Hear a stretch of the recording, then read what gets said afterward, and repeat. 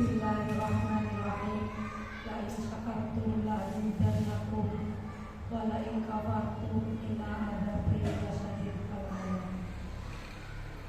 Kepada yang terhormat Ibu Kepala Sekolah SDN Gunung Mas 2, kepada yang terhormat Dewan Guru SDN Gunung Mas 2, puji syukur kehadirat Ilahi Robbi yang telah melimpahkan taufik dan hidayahnya kepada kita, sehingga di pagi hari ini kita dapat melaksanakan kegiatan yang penuh barokah ini dalam keadaan sehat walafiat.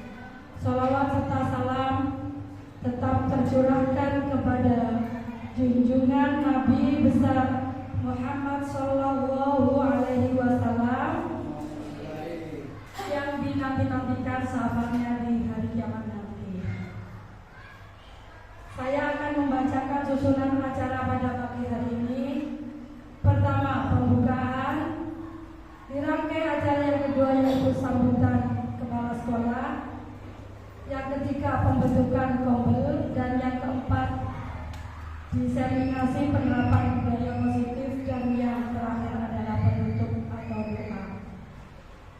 Agar acara pada pagi hari ini berjalan dengan lancar dan diridhoi oleh Allah Subhanahu wa Ta'ala, marilah kita awali dengan bacaan Ummul Quran.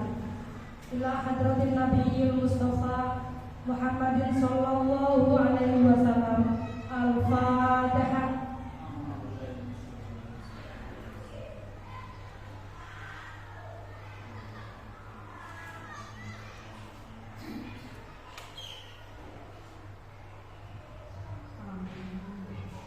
Dilanjutkan acara yang kedua yaitu sambutan kepala sekolah kepada Ibu Lili Purwaningsih. Kami persilakan.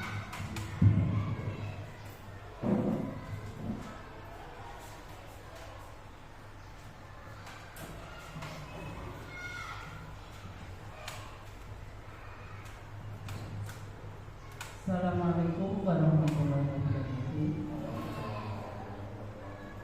Terima kasih atas waktunya. Yang terhormat Bapak Ibu Guru SDN Gunung Mas 2. Pertama, marilah kita panjatkan rasa syukur kita kehadirat Allah Subhanahu wa Ta'ala, karena pada pagi ini kita bisa melaksanakan tugas kita dengan keadaan sehat walafiat, sekaligus bisa melaksanakan acara ini, yaitu diseminasi penerapan budaya positif yang diselenggarakan oleh Bapak Wali sebagai guru. Kedua kalinya sholawat salam senantiasa kita aturkan kepada junjungan kita Nabi besar Muhammad Sallallahu Alaihi Wasallam yang selalu kita harapkan syafaatnya nanti di akhir.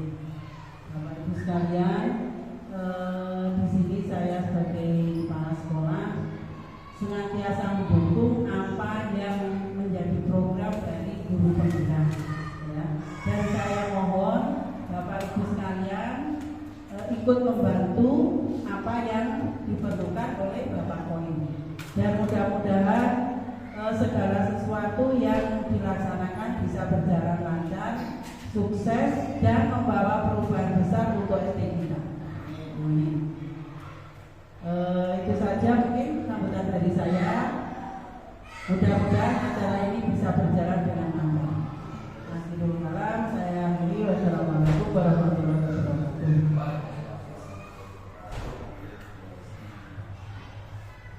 Disampaikan terima kasih. Dilanjutkan dengan acara yang keempat yaitu diseminasi penerapan budaya positif. Ini yang akan disampaikan oleh Bapak Muhammad Khairi SPD.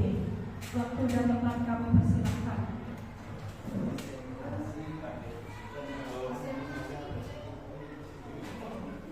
Baik, Assalamualaikum warahmatullahi wabarakatuh.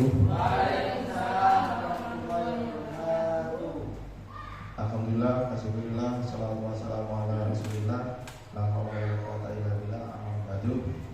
Yang terhormat Ibu Kepala SDN Gunung Mas 2 beserta Dewan Guru SDN Humas 2 yang saya hormati. Pertama-tama marilah kita panjatkan puji syukur kehadirat Allah Subhanahu wa taala, yang mana pada kesempatan hari ini kita dapat berkumpul di sini dalam acara diseminasi penerapan budaya positif. Nah, di sini yang diselenggarakan oleh saya sebagai guru penggerak, calon guru penggerak angkatan 10 Kabupaten Jember. Kedua kalinya selawat serta salam semoga tetap tercurahkan kepada junjungan kita Nabi besar Muhammad SAW yang kita nantikan syafaatnya nanti di yaumul qiyamah. Amin Allahumma amin. Ini profil saya Bapak Ibu. Dan kan tidak ada asli. Jadi saya Muhammad Khairi, calon guru penggerak angkatan 10 dari kelas 250A Kabupaten Jember. Di sini saya mau membawakan diseminasi penerapan budaya positif yang ada di sekolah. Namun sebelum itu explaining dulu supaya otot-otot kita tidak terlalu tegang, bisa keluar dari bangkunya Bapak Ibu, tempat duduknya. Iya. Bisa keluar dari tempat duduknya Bapak Ibu. Di sini di depan nggak apa-apa. Di depan. Nah, kita main kereta-keretaan. Iya. Jadi kita main kereta-keretaan. Oh, bisa baris membentuk gerbong seperti gerbong. Ya, Pak. Ya. Jadi kita main kereta-keretaan. Nanti muter keliling situ seperti kereta api nggih. Ini relnya ya. Ini gerbongnya jadi muter nggih. Oke. Bisa kita mulai nggih. Oke. Dengarkan lagunya. Bisa pegang pundak temannya Bapak Ibu. Jangan depan. Ini lagu sambil jalan. Oh, ya, oke.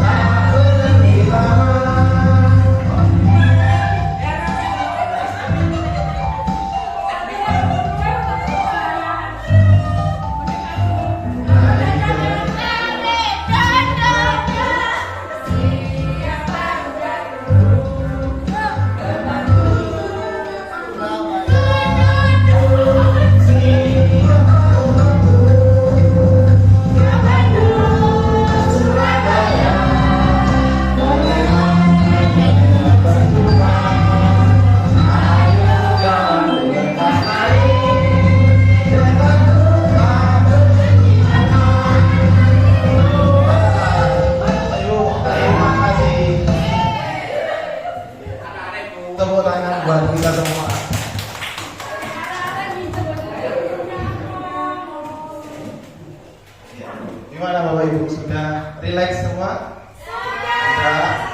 Sudah fresh lagi? Sudah ya. Nah, kenapa saya ajak Bapak Ibu main kereta-keretaan?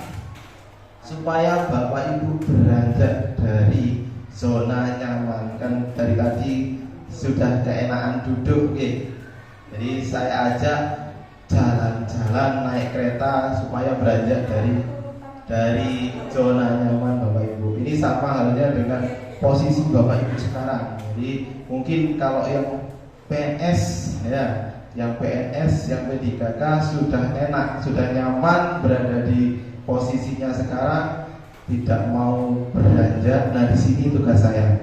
tugas saya sebagai calon guru penggerak monggo mengajak Bapak Ibu yang masih punya kesempatan untuk mendaftar guru penggerak bisa ikut program ini mumpung masih gratis Bapak Ibu ya. Jadi program guru penggerak ini masih gratis, dibiayai oleh pemerintah lagi. Setiap lokakarya nanti dapat sangu, dapat cindera mata, enak pokoknya. Kita di sana diajari, dapat ilmu, pulang dapat sangu, dapat oleh-oleh. Monggo. Jadi tugas saya di sini mengajak Bapak Ibu untuk daftar program guru penggerak ini. Oke. Jadi mari yang masih berada di zona nyaman, kita beranjak dari zona nyaman ke zona menuju agen perubahan. Oke, kita lanjutkan Bapak Ibu materinya.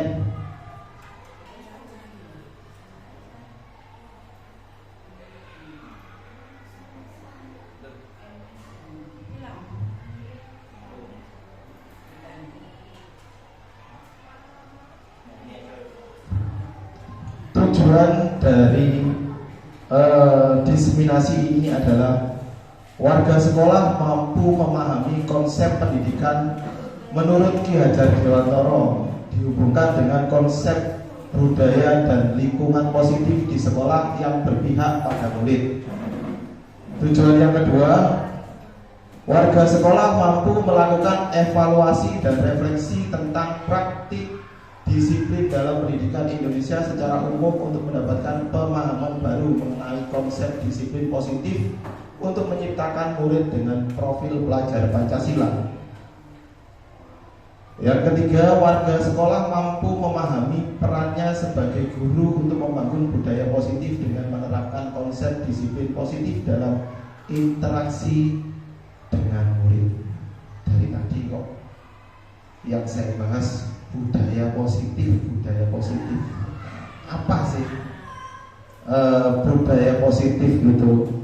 Monggo siapa yang bisa menjelaskan? Nggak apa-apa, salah nggak apa-apa, jangan takut salah, karena dalam program guru penggerak saya diajari bahwa semua jawaban itu tidak ada yang salah. Oke, monggo dari Ibu Kepala Sekolah.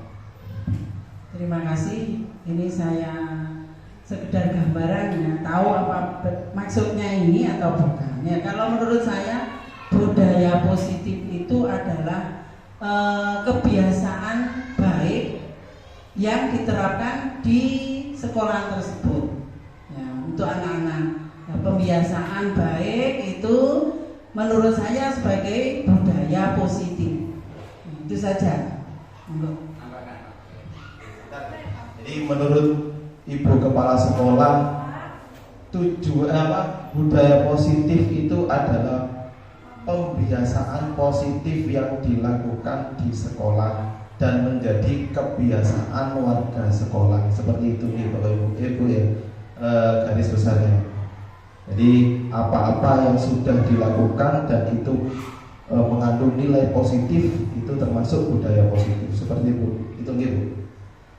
Dari Pak Bukhari mungkin ada tambahan. Saya menambah sedikit, memunculkan budaya-budaya yang lama yang sudah terpendam, sehingga anak-anak bisa tahu budaya-budaya yang sebenarnya yang belum diketahui yang sebelumnya. Seperti masyarakat mempertunjukkan kuda lumping, itu dulunya kan sudah punah sehingga sekarang muncul kembali. Jadi menurut Pak Bukhari, budaya positif itu adalah budaya yang dimunculkan kembali, budaya lama yang dimunculkan kembali. Jadi yang budaya yang sudah dilupakan oleh anak-anak zaman sekarang itu dimunculkan kembali, yang mengandung nilai positif seperti mungkin kebudayaan kuda lumping, wayang kulit dan sebagainya. Seperti itu, oke Pak Bukhari. Oke. Dari yang lain satu lagi, monggo. Terima kasih waktunya. Menanggapi punya Pak Bukhari dulu nggih. Di sini itu budaya dan kebudayaan saya kira berbeda, nggih. Nggih. Jadi menurut saya yang dimaksud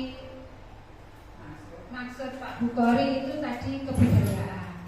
Tetapi kalau menurut saya budaya positif adalah nilai-nilai, keyakinan-keyakinan dan kebiasaan-kebiasaan di sekolah yang berpihak pada peserta didik. Terima kasih. Ya, jadi kalau menurut Bu Yulis, budaya positif ada nilai-nilai atau keyakinan-keyakinan yang kebiasaan-kebiasaan yang ada di sekolah yang berpihak pada peserta didik atau berpihak pada murid. Kita lihat apa sih budaya positif itu? Iya. Jadi budaya positif betul sekali yang disampaikan oleh yang lain, sama betul, nggak ada yang salah.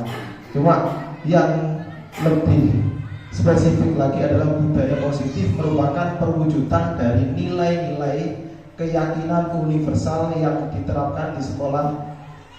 Terus kemudian budaya positif di sekolah adalah nilai-nilai keyakinan dan kebiasaan di sekolah yang berpihak pada murid agar murid berkembang menjadi pribadi yang kritis, penuh hormat dan bertanggung jawab.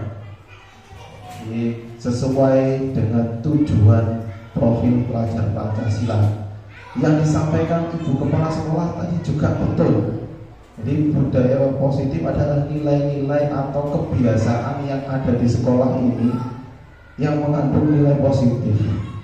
Ya, terus budaya positif dapat dilakukan dengan pembiasaan dan rutinitas. Nih, yang disampaikan oleh Ibu Kepala Sekolah, sehingga dapat budaya dan tertanam dalam mindset dan kepribadian peserta didik. Nah, kenyataan di lapangan, anak didik akan lebih menurut pada gurunya daripada orang tuanya sendiri. Maka sebagai lembaga sekolah dasar kita wajib memberikan yang terbaik untuk membentuk karakter atau budaya positif anak tersebut. Jadi budaya positif itu betul yang dikatakan oleh kepala sekolah. Jadi kebiasaan-kebiasaan positif. Nah, sekarang kita lihat kebiasaan-kebiasaan positif yang ada di lembaga kita itu apa saja? Monggo. Bisa maju ada di mic-nya enggak cukup. Melaksanakan sholat duha setiap pagi berjamaah, melaksanakan sholat zuhur setiap pulang sekolah berjamaah, membaca al-husna setiap pagi, senam setiap pagi, Yasin dan tahlil setiap hari Jumat. Jadi menurut Pak Dedi, kebiasaan positif yang kita miliki adalah yang pertama sholat berjamaah, baik sholat zuhur maupun sholat duha, ya. Terus kemudian pembacaan tahlil dan yasin setiap hari Jumat. Kemudian ada lagi pembacaan Asmaul Husna setiap hari Selasa dan Kamis, ya. Terus kemudian senam pagi bersama. Ada lagi mungkin yang masih kurang atau belum disebutkan. Monggo Budia, Bu Elo. Budaya positif yang sudah kita terapkan yaitu menerapkan 5S: salam, sapa, senyum, sopan, santun. Jadi siswa yang datang disambut oleh guru saling dengan sopan, santun, dan senyum. Baik, terima kasih jawaban dari Bu Elo. Betul sekali. Jadi budaya positif yang kita miliki yang belum disebutkan oleh Pak Dedi adalah penerapan budaya 5S: senyum, salam, sapa, sopan, dan santun. Ini Oh, ada lagi, monggo.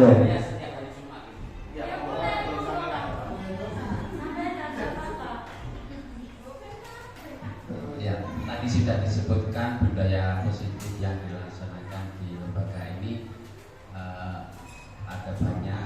Ada satu yang masih tertinggal, yaitu mengadakan amal jariah ke kelas-kelas setiap hari Jumat. Sedekah istilahnya. Ya, terima kasih. Benar sekali Bapak Ibu ya. Selain penerapan budaya 5S, kita juga punya penerapan Jumat berkah atau Jumat berbagi. Jadi anak-anak menggalang dana sosial di kelas-kelas itu seikhlasnya. Nanti tujuannya apa?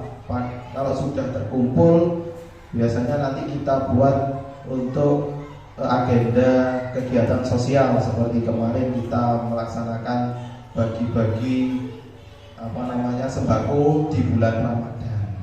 Itu tujuannya. Tujuannya untuk apa? Menanamkan rasa berbagi kepada anak-anak. Jadi anak-anak diajarkan sejak dini untuk beramal seperti itu. Itu juga termasuk budaya positif yang kita miliki Bapak Ibu. Nah, tidak hanya itu Bapak Ibu untuk budaya positif. Jadi apa saja sih poin-poin penting yang ada dalam budaya positif yang harus diterapkan di sekolah selain pembiasaan baik ini? Yang pertama, disiplin positif dan nilai-nilai kebajikan universal. Yang kedua, teori motivasi, hukuman, penghargaan, dan restitusi. Restitusi. Ya. Terus kemudian keyakinan kelas.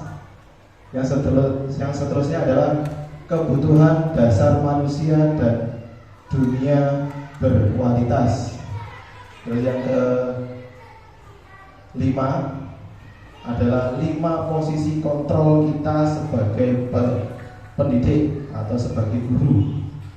Jadi kita harus tahu posisi kontrol kita itu seperti apa.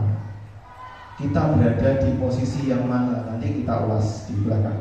Kemudian segitiga restitusi. Apa itu segitiga restitusi? Kita bahas nanti di poin selanjutnya. Kita bahas dulu disiplin positif dan nilai-nilai kebajikan universal. Nah, ini dulu perubahan paradigma. Nah, sebelum kita bahas itu, di sini ada kita ulas paradigma pembelajaran menurut Ki Hajar Dewantoro dulu ya. Jadi perubahan paradigma belajar merupakan perubahan cara pandang dan berpikir tentang sekolah dan murid-murid yang harus selalu mendapat keberpihakan maksimal. Jadi seperti tujuan dari budaya positif tadi. Jadi muaranya adalah kepada murid.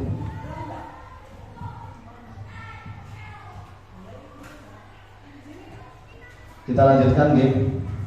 Ini semboyan dari Ki Hajar Dewantoro yang sering kali kita dengar. Ing ngarsa sung tulodo, ing madya mangun karso, tut wuri handayani. Apa maksud dari semboyan Ki Hajar Dewantoro ini? Monggo. Yang belum fokus dulu. Ing ngarsa sung tulodo, ing madya mangun karso. Ing ngarsa sung tulodo artinya kalau di depan menjadi contoh, menjadi teladan bagi semua atau bagi anak didik. Yang kedua, ing madya mangun karso, bahwa kalau kita berada di posisi di tengah, madya mangun karso, kita memberi motivasi positif terhadap peserta didik. Yang ketiga, tutwuri handayani. Di belakang kita memberi dorongan terhadap peserta didik. Terima kasih. sekali Bapak Ibu. Jadi semboyan dari Ki Hajar Dewantara ini adalah kalau kita berada di depan, kita sebagai seorang pendidik atau sebagai seorang guru, jika berada di depan kita adalah contoh, panutan, tauladan dari bagi siswa-siswi kita. Jadi alangkah bijaknya kalau kita memberikan contoh yang terbaik bagi anak didik kita. Jadi sebagai seorang pendidik, tingkah laku kita itu pasti akan selalu disoroti oleh peserta didik. Bahkan nanti jika kita berbuat salah, menurut mereka pun itu pasti akan dianggap benar. Karena seperti tadi, paradigma pendidikan itu adalah murid kita itu lebih percaya apa yang diucapkan gurunya daripada orang tuanya. Itu kebanyakan seperti itu. Jadi walaupun kita berkata salah pun itu murid nurut seperti itu ya. Jadi alangkah bijaknya kalau kita memberikan contoh yang baik-baik kepada murid kita. Kita lanjutkan. Nah, disiplin positif. Kebanyakan orang akan menghubungkan kata disiplin dengan tata tertib. Jadi kalau dulu di sekolah ada yang namanya tata tertib sekolah, peraturan sekolah, ya. Ini kebanyakan orang menghubungkan kata disiplin dengan tata tertib, teratur, dan kepatuhan pada peraturan. Kata disiplin juga sering dihubungkan dengan hukuman, padahal itu sesungguhnya berbeda. Jadi kata disiplin itu bukan hukuman, itu beda. Antara disiplin dan hukuman itu berbeda.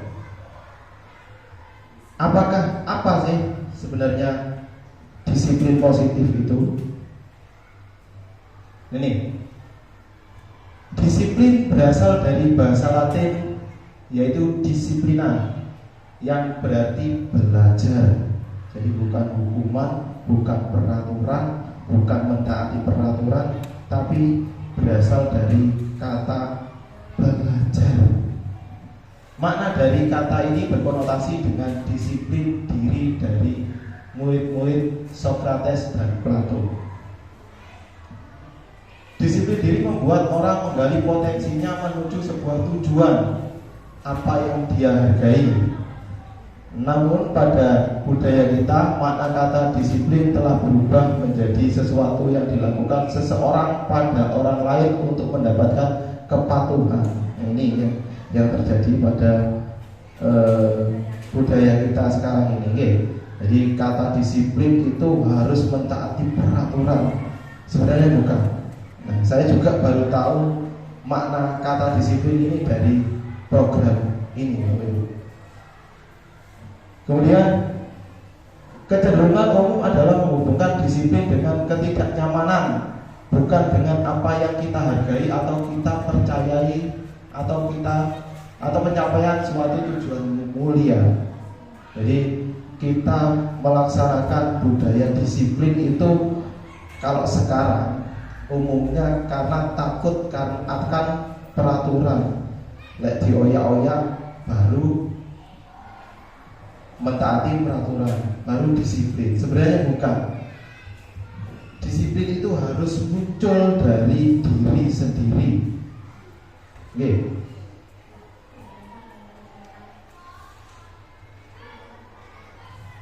Nih, coba sekarang bisa saling berhadapan Bapak Ibu.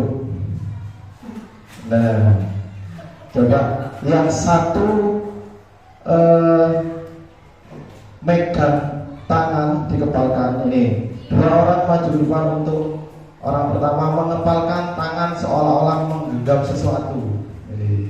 Nah, silakan digenggam. Salah satu silakan berbagi tugas. Satu orang menjadi orang yang menggenggam sesuatu. Bayangkan bahwa apa yang Anda genggam ini adalah sesuatu yang berharga, sangat-sangat berharga, bukan bukan barang receh. Jadi sangat berharga. Apapun yang terjadi, jangan sampai genggaman tangan Anda ini dilepaskan. Nah, tugas orang yang kedua adalah membujuk, merayu supaya genggaman tangannya itu terbuka. Monggo, silakan. Kira-kira apa yang akan Anda lakukan? Dan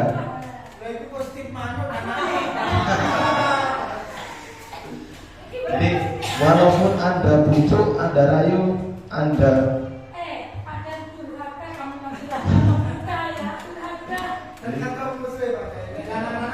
Nah, saya minta pendapat dari Pak Dedi dulu sini, coba Pak Dedi maju. Kira-kira kalau Pak Bukhari tadi membujuk sampean supaya menggenggam, bayangkan yang Anda pegang ini sangat berharga, lebih berharga dari emas, dari apapun. Kira-kira kalau Pak Bukhari membujuk jenengan, kira-kira dibuka. Kalau itu memang berharga dan rahasia bagi saya, siapapun tidak akan saya buka. Alasannya kenapa? Karena sangat berharga itu dan rahasia, tidak bisa dibuka untuk umum. Oke. Oh,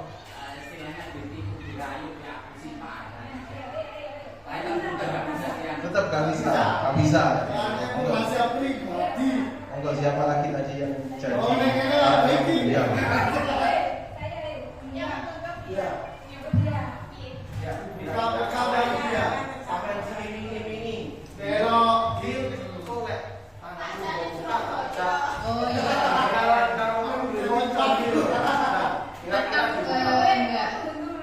Kalau saya ya tetap saya genggam, karena itu kan sebuah prinsip, terus itu kan juga rahasia itu. Bu Yuli, Apa yang saya genggam itu memang saya harus menggenggam erat, tetapi saya akan membukanya tergantung situasi dan kondisi, di mana saya sebagai guru harus bisa menerima kritik dan masukan dari rekan guru yang lainnya, juga dari siswa saya dan dari wali murid saya. Terima kasih. Terima kasih. Jadi kesimpulannya bahwa apa yang Anda genggam itu yang menjadi kontrol atau menjadi siapa yang kira-kira memiliki kontrol untuk Anda buka atau Anda pertahankan rapat-rapat genggaman Anda itu siapa? Kira-kira diri sendiri ya. Jadi seperti halnya disiplin tadi. Jadi seperti halnya disiplin tadi, kita mau berdisiplin atau tidak itu tergantung dari diri kita sendiri. Kita mau menggenggam erat-erat tangan kita atau melepaskannya untuk orang yang membujuk kita, itu tergantung diri kita sendiri ya. Jadi muncul dari keyakinan kita. Gak kena dipeksa, gak kena dengan ya, itu maksudnya dari disiplin ya. Jadi harus muncul dari diri sendiri. Seperti halnya yang dikatakan oleh Stephen R. Covey pada Principle Center Leadership, bila kita ingin membuat kemajuan perlahan, sedikit-sedikit ubahlah sikap atau perilaku Anda. Ini kalau mau membuat perubahan secara perlahan, jadi harus mengubah sedikit-sedikit sikap atau perilaku kita. Namun bila kita ingin memperbaiki cara-cara utama kita, maka kita perlu mengubah kerangka acuan kita. Ubahlah bagaimana Anda melihat dunia, bagaimana Anda berpikir tentang manusia. Ubahlah paradigma Anda, skema pemahaman dan penjelasan aspek-aspek tertentu tentang realitas. Jadi kalau kita mau membuat perubahan yang signifikan terhadap lembaga kita harus membuka pikiran kita, membuka mindset kita tentang budaya positif yang kita lakukan di sekolah. Jadi kira-kira kita sudah menerapkan budaya positif apa belum di sekolah? Seperti itu. Oke. Ini menurut Stephen R. Covey. Kalau menurut Ki Hajar Dewantara menyatakan bahwa di mana ada kemerdekaan, disitulah harus ada disiplin yang kuat. Sesungguhnya disiplin itu bersifat self-disiplin, yaitu kita sendiri yang mewajibkan kita dengan sekeras-kerasnya. Jadi bukan karena tunduk pada peraturan, bukan karena terikat pada aturan-aturan atau takut pada hukuman. Jadi harus timbul dari diri kita sendiri. Tetapi kalau menurut Ki Hajar Dewantara, tetapi itu semua sama saja, sebab jika kita tidak cakap melakukan self disiplin, wajiblah penguasa lain mendisiplinkan kita. Jadi kalau misalkan kita dirasa tidak mampu untuk mendisiplinkan diri sendiri, kita harus ada yang mendisiplinkan kita. Dengan cara apa? Peraturan yang diyakini atau disepakati bersama. Jadi bukan peraturan yang dibuat secara monoton atau peraturan yang dibuat secara otoriter oleh penguasa. Jadi harus dengan kesepakatan bersama. Itu yang dinamakan merdeka menurut Ki Hajar Dewantara.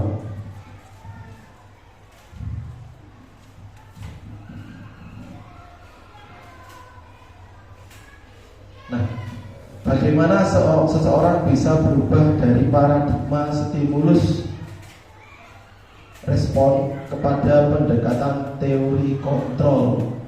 Nih, kalau kita kelihatan Bapak Ibu? Tidak, besarkan dulu. Ini stimulus respon dan teori kontrol. Nah, sekarang kita kaji ulang apa yang kita lakukan selama ini. Kalau stimulus respon itu adalah realitas atau kebutuhan kita sama. Kira-kira kebutuhan kita sama apa tidak?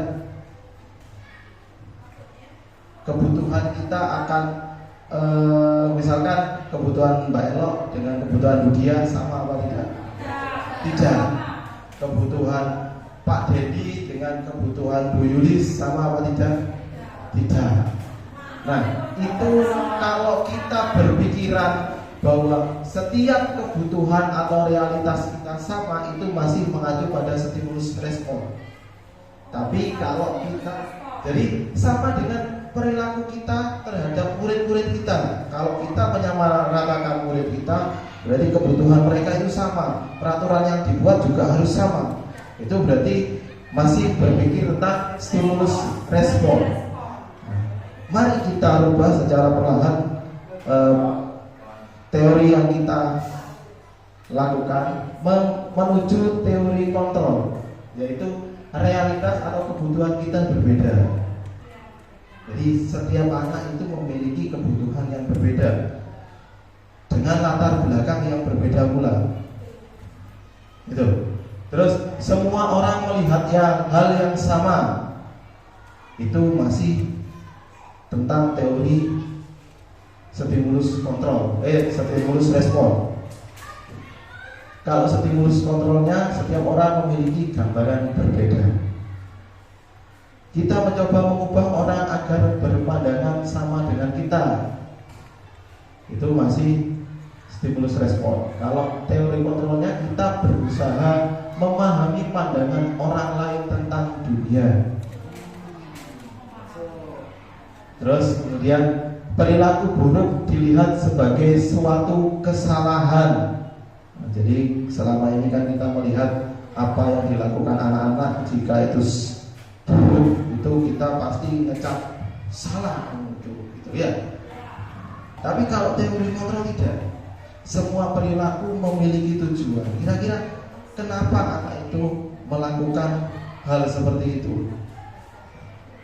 Terus kemudian kita lanjutkan, orang lain bisa mengontrol saya. Kalau teori kontrol, hanya Anda yang bisa mengontrol diri Anda sendiri. Jadi seperti halnya dengan keyakinan tadi, timbul dari dirinya sendiri, bukan karena paksaan dari orang lain. Kemudian pemaksaan ada pada saat rujukan gagal. Jadi kalau Anda tadi membujuk teman Anda untuk membuka genggaman, ternyata tidak berhasil, Anda akan mencoba dengan memaksanya. Caranya pokok kudu dibuka. Tapi untuk teori kontrol tidak. Kolaborasi dan konsensus menciptakan pilihan-pilihan baru. Jadi kalau nggak bisa dibuka, kira-kira bagaimana saya cara membukanya? Bukan dengan cara paksaan atau dengan kesepakatan atau bagaimana? Ya. Nah, itu tadi pendekatan kata Pak Dendi. Model berpikir menang kalah. Ini masih stimulus respon kalau orang berpikir tentang menang dan kalah. Tapi kalau teori kontrol tidak berpikir tentang menang kalah, yaitu berpikir menang dan menang. Walaupun kalah, tapi menang dan menang. Walaupun kalah, tapi saya masih bisa ini.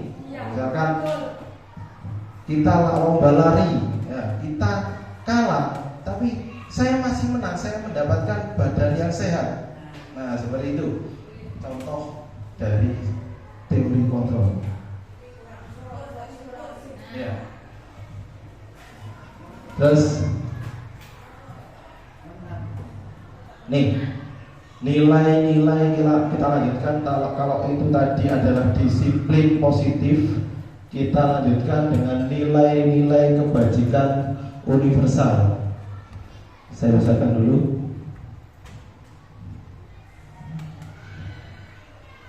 Nilai-nilai kebajikan universal adalah sifat-sifat positif manusia yang merupakan tujuan mulia yang ingin dicapai setiap individu. Nilai-nilai tersebut bersifat universal dan lintas bahasa, suku, bangsa, agama maupun latar belakang. Jadi nilai-nilai kebajikan universal ini bersifat tidak hanya untuk satu golongan saja, tapi bersifat menyeluruh. Jadi tidak memandang bahasanya berbeda, terus agamanya berbeda, terus lintas agamanya berbeda. Jadi tidak.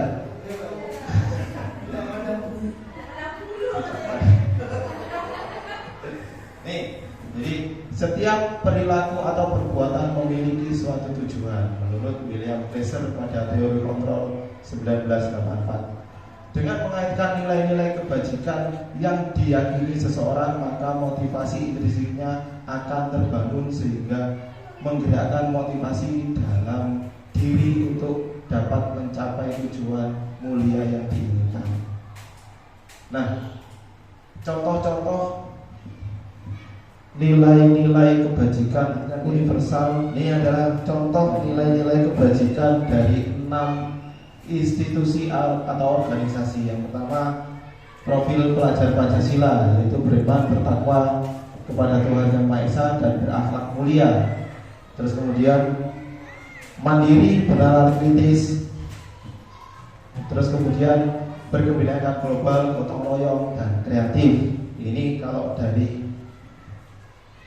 profil pelajar Pancasila. Ada lagi nilai-nilai kebajikan dari Ibu Primary Years Program atau PYP.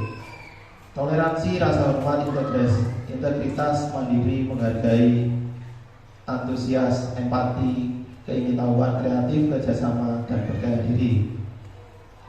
Kita harus tahu nilai-nilai kebajikan universal yang harus kita terapkan kepada anak didik kita, Bapak Ibu. Supaya apa? Supaya anak-anak kita tertanam karakter sesuai dengan keinginan dari profil pelajar Pancasila.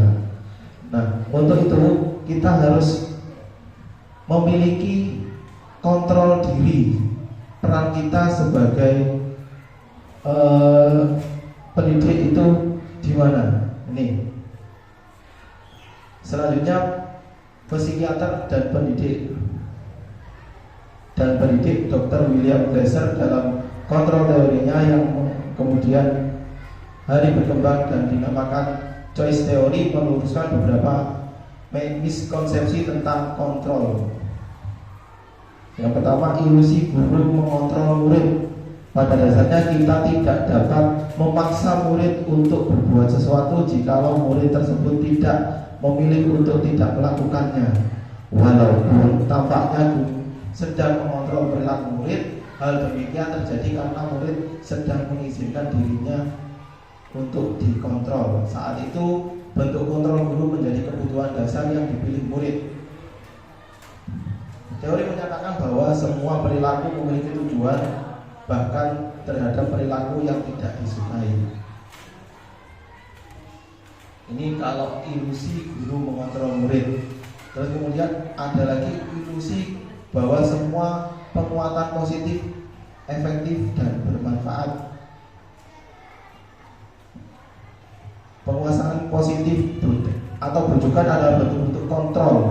Jadi hal-hal positif itu juga merupakan bentuk kontrol dari seorang guru terhadap muridnya.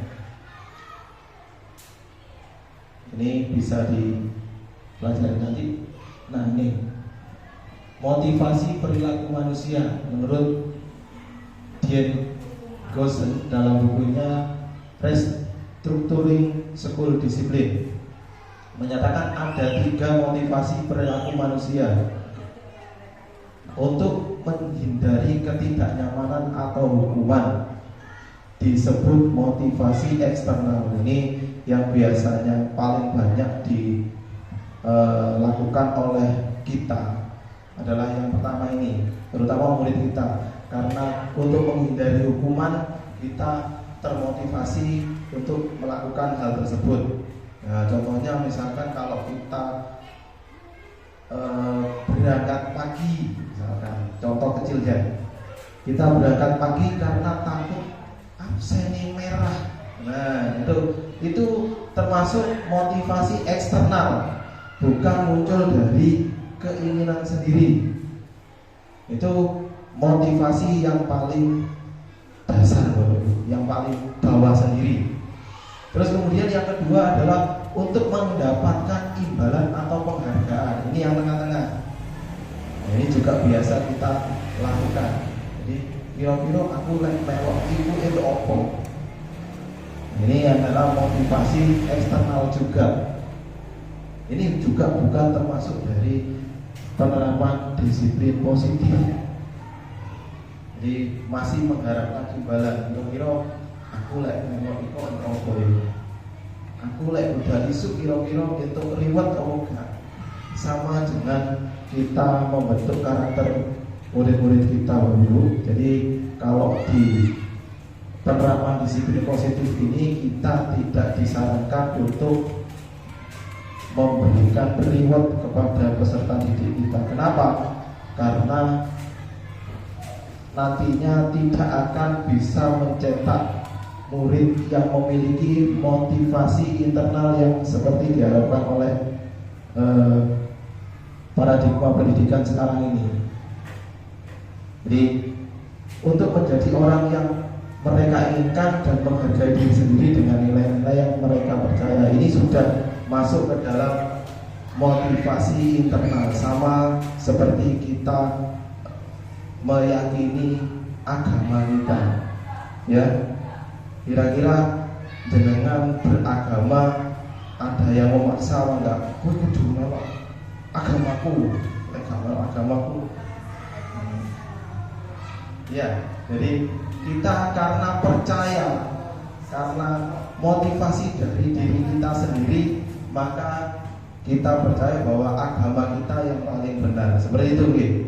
Nah, kita harus bisa memunculkan disiplin itu, motivasi. Memang menurut saya ini sangat berat bagi kita untuk memunculkan motivasi yang ketiga ini. Tapi kita tidak ada salahnya untuk berusaha bagaimana memunculkan motivasi internal ini. Kita lanjutkan, gitu.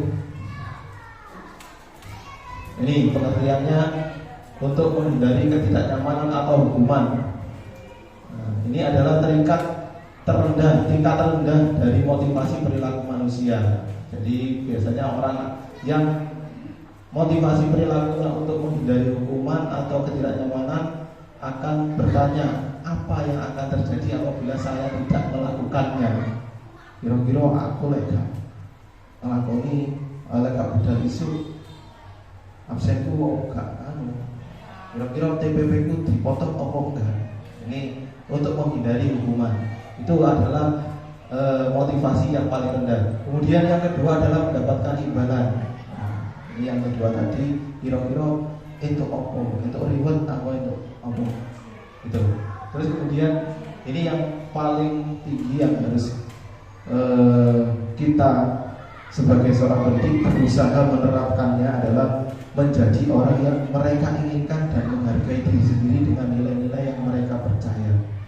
Jadi ini motivasi yang muncul dari dalam diri. Orang dengan motivasi ini akan bertanya, akan menjadi orang seperti apa apabila saya melakukannya.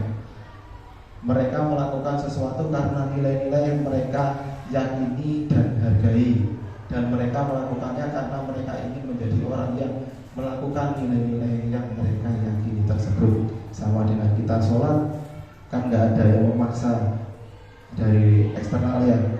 Jadi kita sholat muncul dari diri kita sendiri, keyakinan kita sendiri. Oke, itulah yang harus kita berusaha terapkan kepada diri kita sendiri dan anak didik kita nanti. Ini di sini ada kasus beberapa contoh skenario. Hari ini, ya. Habis ini. Iva kurang menguasai pelajaran matematika sehingga pada saat pelajaran tersebut berlangsung dia lebih banyak berdiam diri atau menggambar di buku pelajarannya. Pada saat guru matematikanya Pak Seno menanyakan pertanyaan, Iva menjadi gugup dan tidak sengaja menjatuhkan tasnya dari kursi, serta tiba-tiba menjadi gagap pada saat berupaya menjawab. Seluruh kelas pun tertawa melihat perilaku Iva yang berbicara tergagap dan terkejut tersebut. Pak Seno pada saat itu membiarkan teman-temannya Iva menertawakan Iva yang gagap dan malu luar biasa, dan malah minta Iva untuk maju ke depan kelas. Ini contoh kasus dari Pak Seno yang menanggapi siswanya yang kurang mampu. Nah, apakah Anda setuju dengan tindakan Pak Seno terhadap Iva? Kira-kira? Kenapa alasannya? Karena Pak Seno membiarkan teman-temannya tertawa. Itu kan sama kayak membuli Iva. Ya, tidak semua anak itu paham dengan pelajaran yang diajarkan. Tidak hanya bisa di matematika, mungkin dia pintar di agama, bahasa Indonesia, dan yang lain.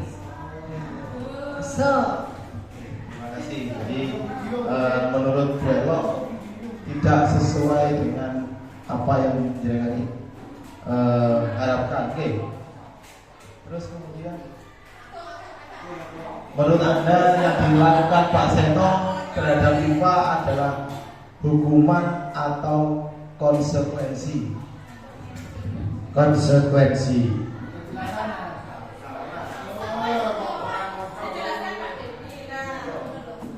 Menurut dengan konsekuensi apa hukuman? Kalau menurut Pak Agung adalah konsekuensi. Menurut Pak Dedi? Konsekuensi. Alasannya?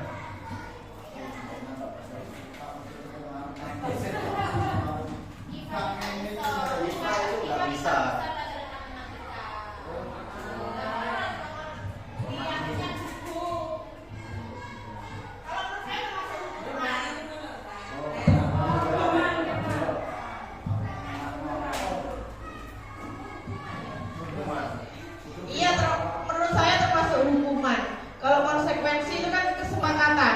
Iya tak? Iya. Ya, jadi yang dilakukan Pak Seno ini adalah sebuah hukuman Bapak Ibu, karena jika anak dibiarkan ditertawakan oleh seseorang atau teman-temannya di kelas, itu akan melekat pada dirinya dan dibawa sampai nanti mereka akan ingat terus. Tuh, jadi kalau dia merasa diperlakukan tidak adil oleh seseorang, itu pasti akan teringat sampai nanti. Jadi itu termasuk hukuman. Dan hukuman ini biasanya yang paling sering diingat oleh anak-anak. Ya.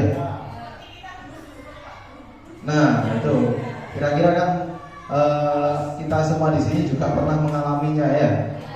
Aku dia tahu dikene nang Pak Iko. Nah, itu kita pasti masih ingat sampai sekarang, itu pasti masih ingat. Kita lanjutkan nih. Nah, ini dihukum oleh penghargaan. Nah, ini sama dengan tadi yang saya sampaikan bahwa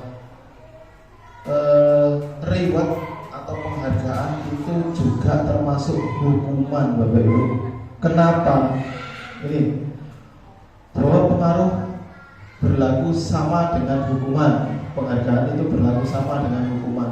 Dalam arti meminta atau membujuk seseorang melakukan sesuatu untuk memenuhi sesuatu tujuan tertentu dari orang yang meminta atau membujuk.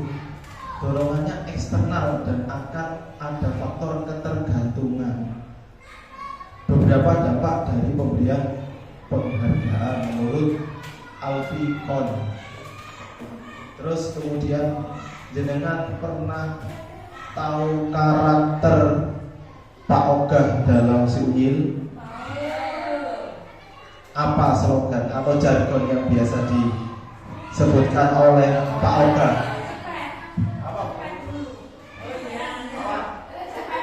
Cepet. Jadi betul sekali ya, yang sering diucapkan oleh Pak Ogah itu cepet dulu dong, seperti itu oke. Jadi inilah karakter yang akan membentuk anak didik kita jika sering diberikan reward. Mereka akan timbul dalam dirinya, kira-kira kalau saya melakukan ini akan dapat apa? Nah, karakter Pak Aga kan seperti itu. Kalau disuruh cepet dulu dong. Nah, ini nanti akan menciptakan generasi cepet. Ya, seperti Pak Aga, generasi Pak Aga. Kita kan nggak mau anak didik kita seperti itu, oke? Maka dari itu dalam paradigma pendidikan sekarang ini tidak ada yang namanya reward, Bapak Ibu, tidak ada yang namanya penghargaan bagi siswa-siswa yang berprestasi. Karena itu tadi, ya selain ini pengaruh jangka panjang dan jangka pendek. Terus penghargaan juga merupakan penghukuman atau hukuman. Penghargaan mengurangi ketepatan. Penghargaan tidak efektif. Penghargaan merusak hubungan. Kenapa? Nih penjelasannya. Penghargaan merusak hubungan. Kenapa? Nah, ketika seseorang diberi penghargaan atau dipuji di depan banyak orang, maka yang lain akan merasa iri.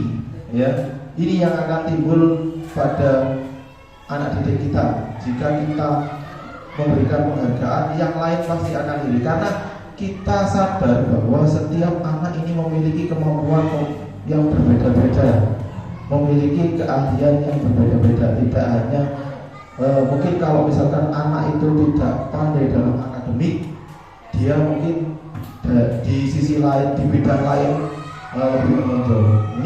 Ini yang diharapkan oleh pendidikan sekarang. Tidak ada reward.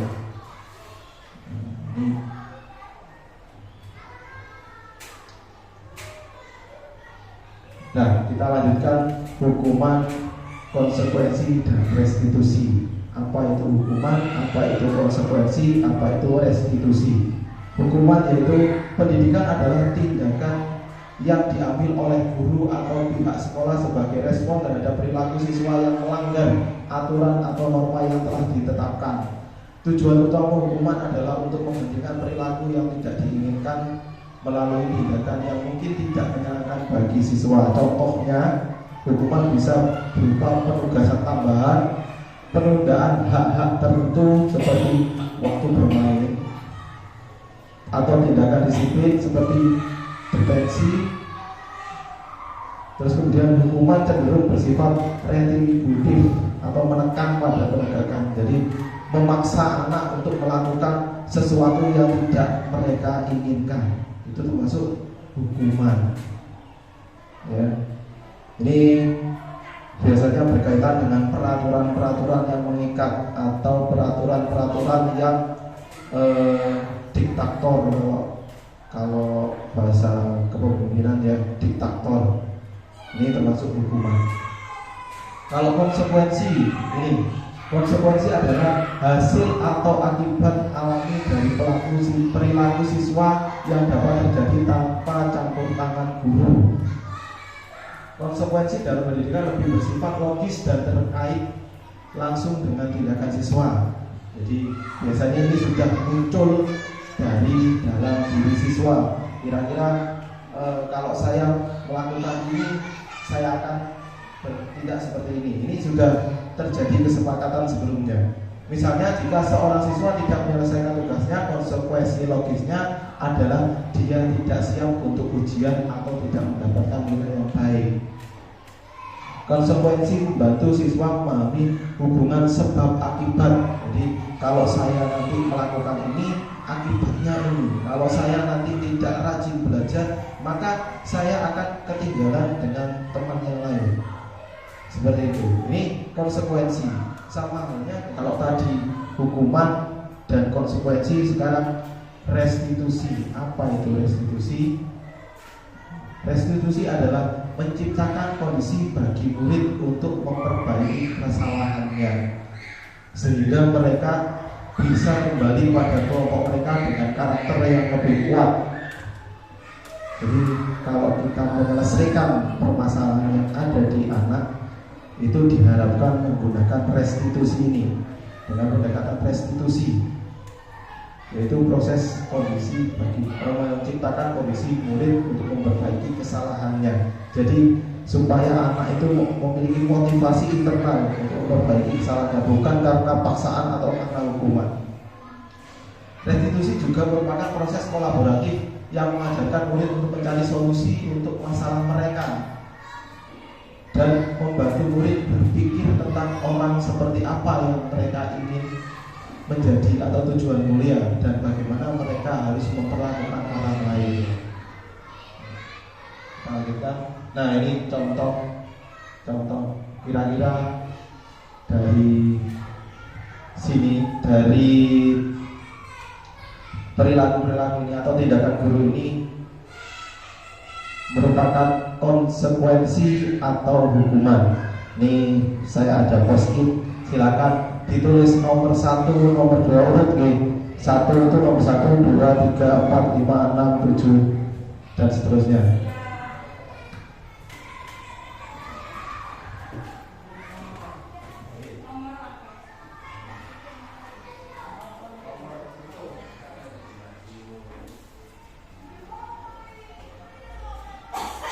Saya dikti aja ya.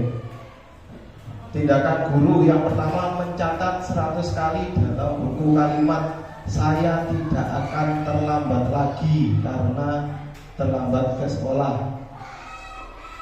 Kira-kira masuk hukuman atau restitusi, apa konsekuensi? Nomor 2, lari mengelilingi lapangan basket 2 kali karena terlambat hadir di sekolah, termasuk hukuman atau konsekuensi. Murid diminta push up 15 kali karena tidak menggunakan masker ke sekolah, termasuk hukuman atau konsekuensi. Ada yang sudah? Sudah? Monggo. Siapa yang mau maju baku? Monggo. Silakan. Bisa dibacakan di sini. Nanti ditempel di situ. Kalau sudah dibaca ditempel di situ. Monggo di sini Pak Guru.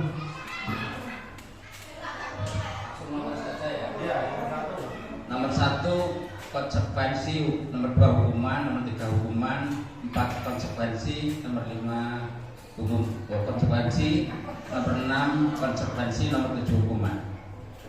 Langsung tempel sana dulu. Nomor 7 terakhir hukuman.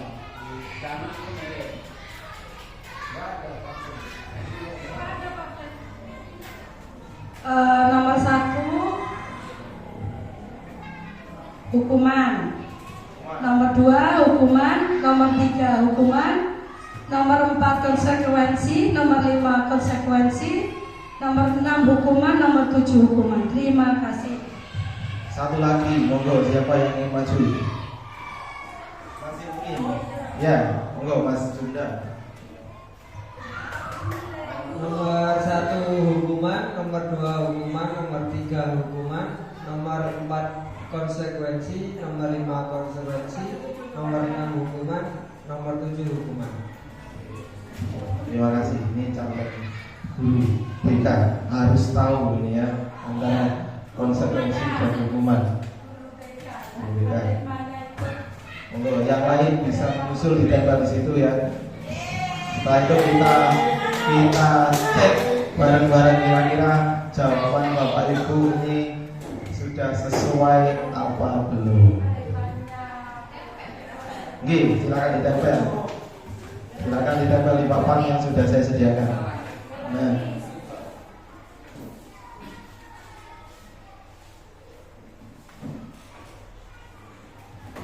Oke.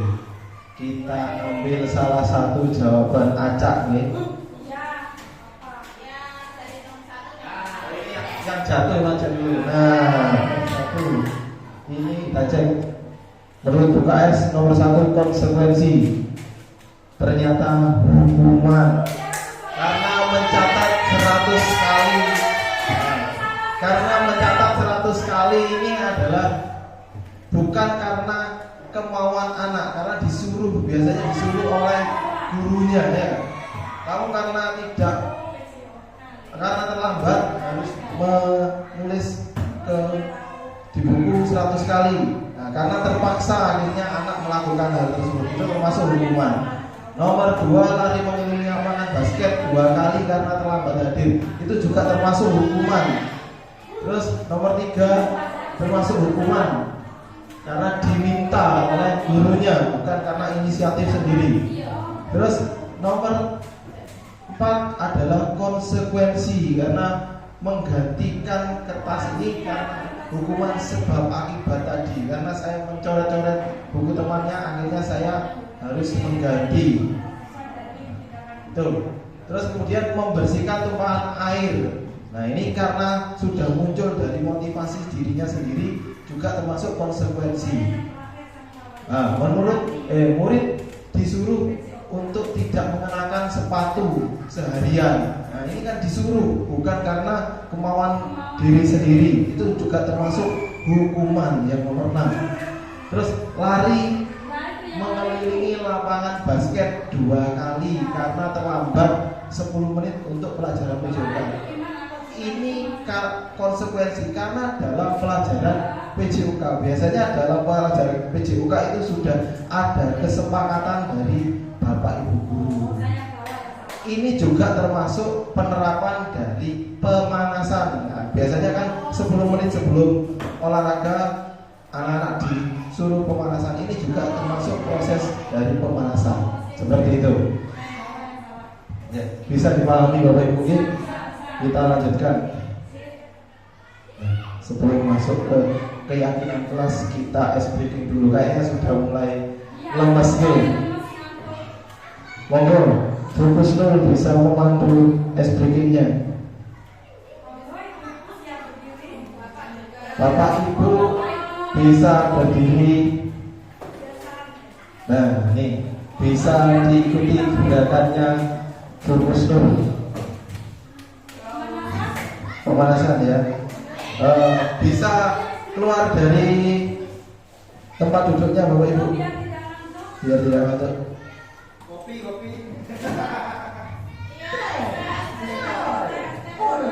Sabina.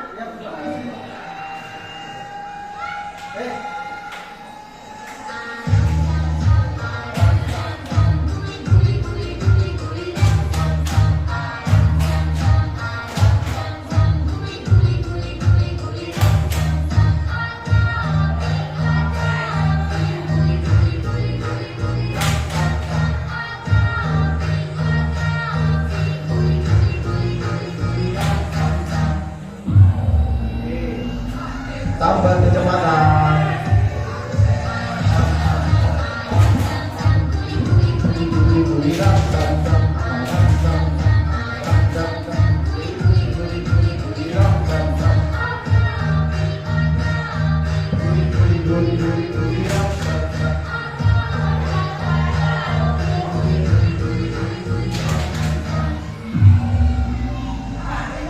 Tambah lagi kecepatan, makin cepat.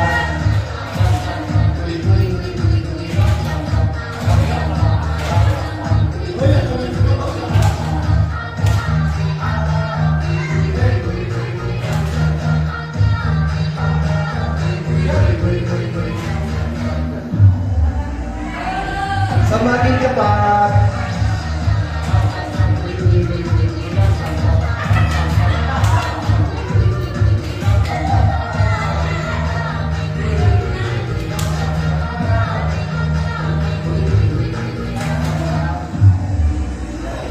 Lebih cepat lagi.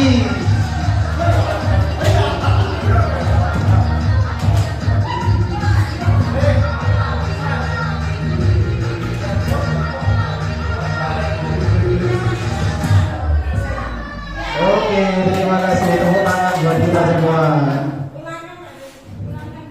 Materi keyakinan kelas ini.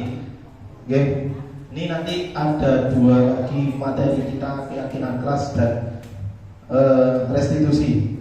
Nah, ini adalah mumpung sekarang ini mau memasuki ajaran baru Bapak Ibu, ini bisa kita terapkan nanti di tahun ajaran baru, bahwa keyakinan kelas kita sebagai guru di tahun ajaran baru itu harus membuat keyakinan kelas, dan keyakinan kelas ini harus disepakati oleh seluruh warga yang ada di kelas Bapak Ibu. Nah, jadi sebelum memulai tahun ajaran baru di awal tahun kita bentuk dulu keyakinan kelas. Apa itu keyakinan kelas? Keyakinan kelas adalah pernyataan-pernyataan yang disepakati bersama oleh guru dan murid untuk menjadi pedoman dalam bersikap dan berperilaku di kelas.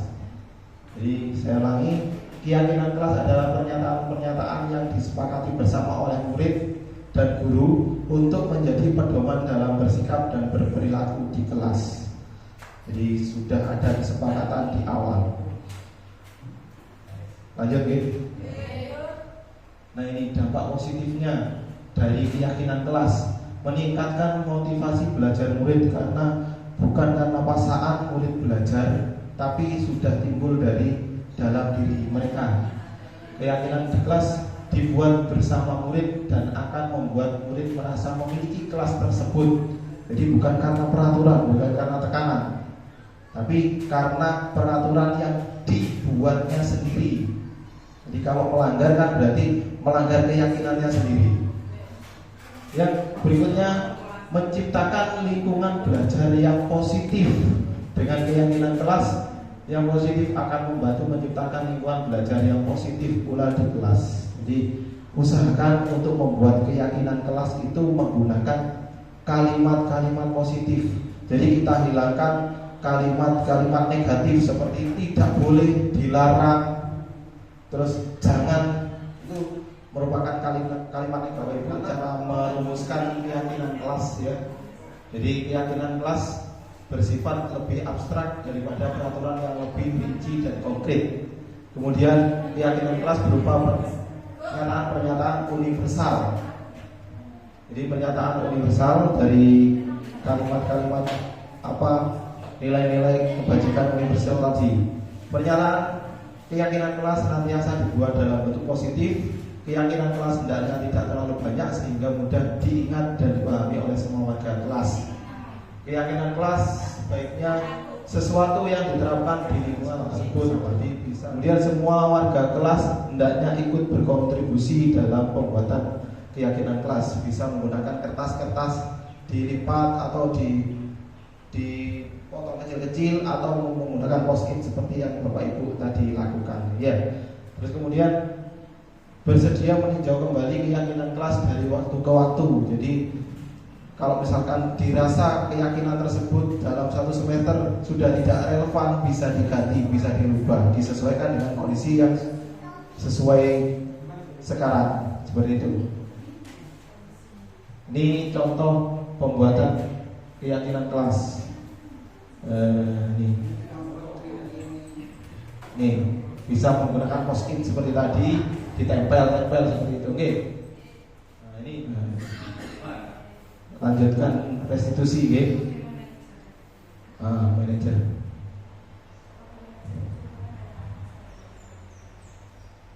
Nanti kita praktekkan. Nah, untuk menjadi seorang manajer atau dalam posisi kontrol manajer, kita harus menerapkan yang namanya segitiga restitusi. Apa itu segitiga restitusi? Nah, tindakan-tindakan untuk memecahkan masalah yang dihadapi anak dengan cara melakukan pendekatan supaya anak tersebut bisa memecahkan masalah dan mencari solusi atas masalahnya sendiri. Dengan cara yang pertama adalah menstabilkan identitas dulu. Jadi menstabilkan identitas. Nah, dengan cara mengajukan pernyataan, gak apa-apa kamu melakukan itu. Setiap orang pasti pernah melakukan kesalahan. Kamu bukan satu-satunya yang pernah melakukan ini. Ini adalah tahap menstabilkan identitas. Jadi bagaimana seorang guru menguatkan atau menstabilkan identitas supaya anak tidak merasa bersalah atas perilaku yang dibuatnya. Kemudian validasi tindakan yang salah.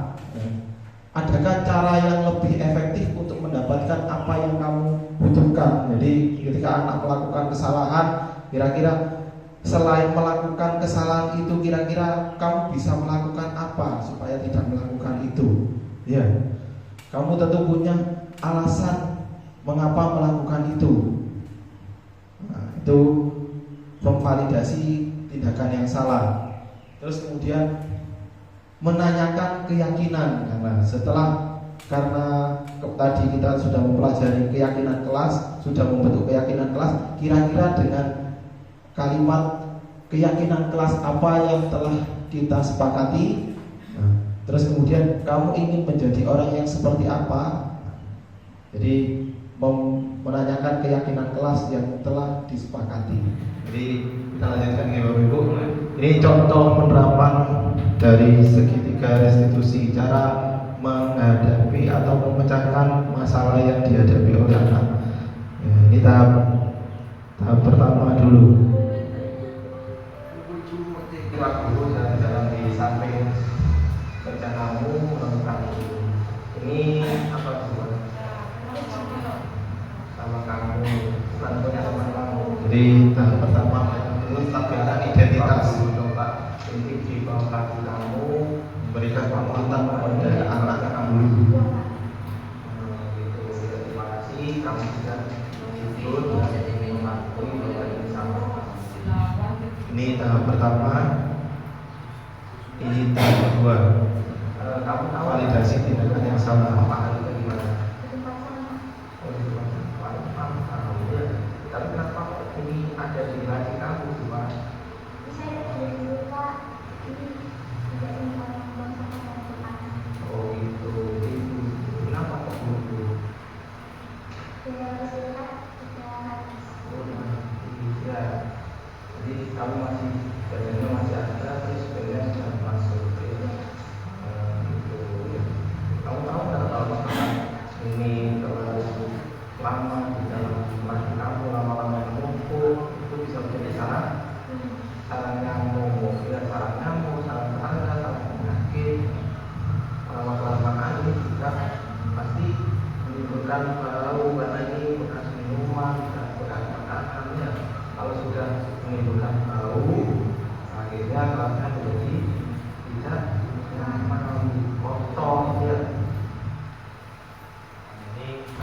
Ini tahap yang terakhir menanyakan keyakinan kelas yang sudah kita buat di awal tahun ini. Belajar keyakinan kelas apa yang sudah kamu buat? Kita membuat keyakinan kelas, salah satunya dalam menjaga kebersihan rahasia. Kenapa kok harus menjaga itu dari kelas? Karena kelas yang bersih, ya, kalau kelas yang bersih, kita belajarnya yang nyaman. Nah, itu tadi Bapak Ibu contoh dari penerapan keyakinan kelas dan segitiga restitusi. Diharapkan Bapak Ibu di sini nanti bisa menerapkan keyakinan kelas dan juga segitiga restitusi yang sudah kita pelajari tadi. Nah, demikian Bapak Ibu materi kali ini. Mudah-mudahan apa yang kita pelajari bersama kali ini, karena di sini saya juga sama-sama belajar, masih tahap belajar. Jadi kita nanti kedepannya juga butuh sharing-sharing bareng. Jadi diharapkan kegiatan-kegiatan seperti ini tidak hanya berhenti di sini saja, hanya sekedar saya yang memberikan materi, tapi nanti kita juga bisa saling berbagi. Jadi diharapkan acara-acara seperti ini bisa berlanjut di kemudian hari. Dan kemudian mudah-mudahan apa yang saya sampaikan tadi bisa kita terapkan mumpung sebentar lagi ajaran baru, terutama pembentukan keyakinan kelas dan juga penerapan segitiga restitusi tadi dan budaya positif yang ada di lembaga kita, supaya menjadikan lembaga kita menjadi lebih baik lagi ke depan. Oke Bapak Ibu. Jadi oke. Dijelaskan bahwa penghargaan itu merupakan suatu hukuman. Berarti nanti anak-anak berprestasi atau punya itu dapat hadiah. Iya, jadi memang Bapak Ibu bukan hanya dalam kurikulum Merdeka ini sebenarnya. Oke. Jadi tidak hanya dalam kurikulum Merdeka ini, di kurikulum 13 kemarin sebenarnya kita sudah tidak diperkenankan untuk memberikan penghargaan atau reward kepada peserta didik. Jadi kenapa kok di kurikulum Merdeka dan kurikulum K13 kemarin itu tidak ada yang namanya juara? Itu tadi karena dianggap juara memberikan reward itu bentuk dari hukuman, karena secara tidak langsung membentuk karakter anak yang akan tergantungan terhadap reward yang akan diberikan. Jadi kalau kita melakukan sesuatu itu dengan harapan mendapatkan imbalan seperti itu. Jadi bukan karena motivasi dalam dirinya sendiri. Itu seperti itu Bapak Ibu.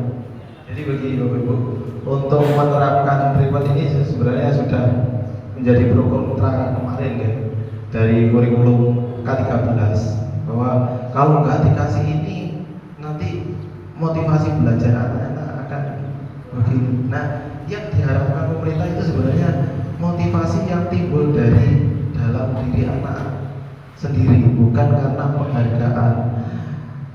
Tidak menutup kemungkinan memang sebuah reward itu bisa memacu anak dalam belajar, itu tidak menutup kemungkinan. Tapi nanti ke depannya itu akan mencetak generasi Pak Ogah yang saya sebutkan tadi.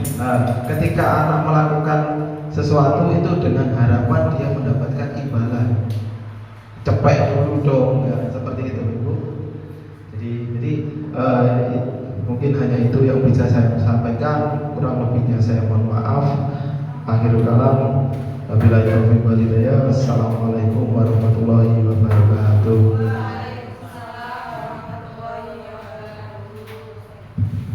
Terima kasih. Acara yang keempat yaitu penutup atau doa kepada Bapak Dendi Sulaiman SPD. Dipersilahkan.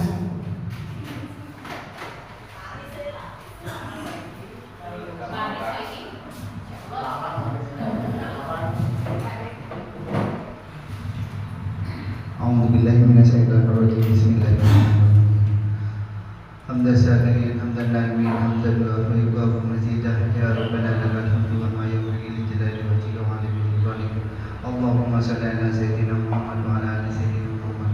Allahumma inna nas'aluka salamatan fid din wa afiyatan fil jasad wa hidayatan fil ilmi wa barakatan fil rizqi wa tawbatan qabla al-maut wa rahmatan indal maut wa maghfiratan ba'da al-maut. Allahumma awwin alaina fi sabaratil maut wa najatan minan nari wa lakum indal hisab. Rabbana la tuzigh qulubana ba'da idh hadaytana wa hab lana min ladunka rahmatan innaka antal wahhab.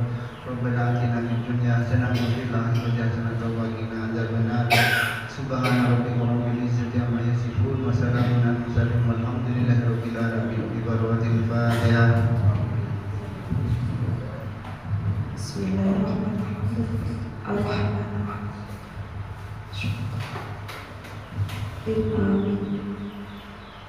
Demikian kegiatan diseminasi penerapan budaya positif pada siang hari ini. Semoga bermanfaat bagi kita selaku pendidik, khususnya SDN Gumumas 2. Assalamualaikum warahmatullahi wabarakatuh.